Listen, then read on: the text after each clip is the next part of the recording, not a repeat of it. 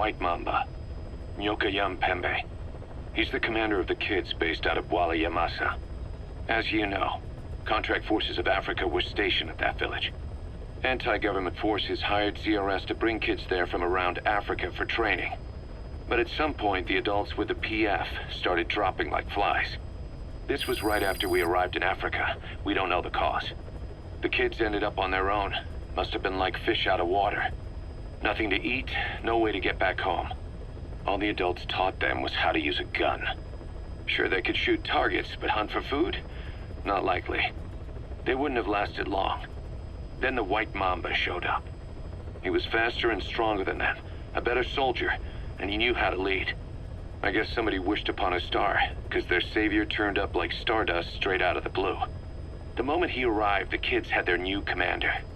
That was when they started attacking other villages. Word of the infamous White Mamba spread fast.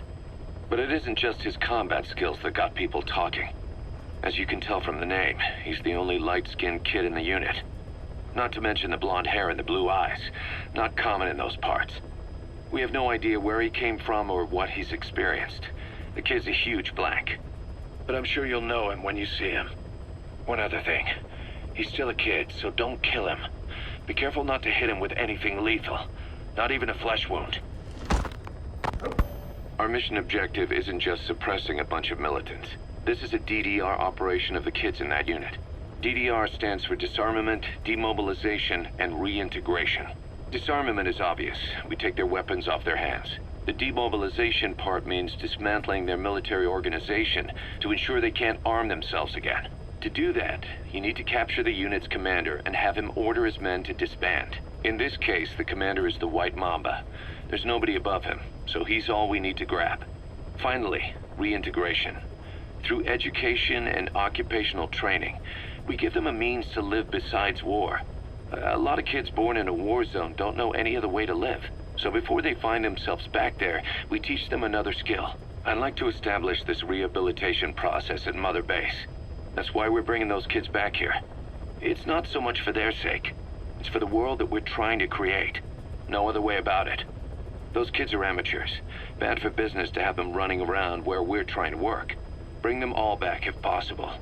Or as many as you can. We placed the White Mamba and the rest of his unit in the staff living quarters. How's that going? It's a disaster, but what else can we do? We've taken away his weapons and banned him from using his nom de guerre. Apparently his real name is Eli. He must feel like we stripped him of his whole identity. We'll let things simmer down. I put a guard on him for now. Still the question is, who is he? Where did he come from? And how has he survived? He's still not talking. No, he won't say a word about himself.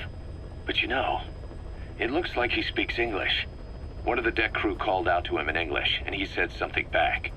He just lost it all of a sudden, started mouthing off at the guy, in perfect English. He wasn't stringing together words he picked up somewhere. So English is his mother tongue? He could be from the east, or the south, or maybe even further north or south. English is well established in countries all across the continent. It's rooted in Africa like a weed, or maybe parasite is the better word. So just speaking English doesn't help us figure out where he comes from. Could even be from off-continent. Right. In any case, we'll keep an eye on him. If we learn anything else, I'll be sure to let you know. Boss, we've got the results of Eli's genetic tests. We can finally put this worry behind us. We used the PCR technique and conducted DNA fingerprinting of the copied DNA sequences. Neither is mainstream science yet, but the concepts and procedures are sound. Both tests say there is 0% chance that the two of you are blood relatives, meaning the results are negative. He's not your son, nor is he your clone.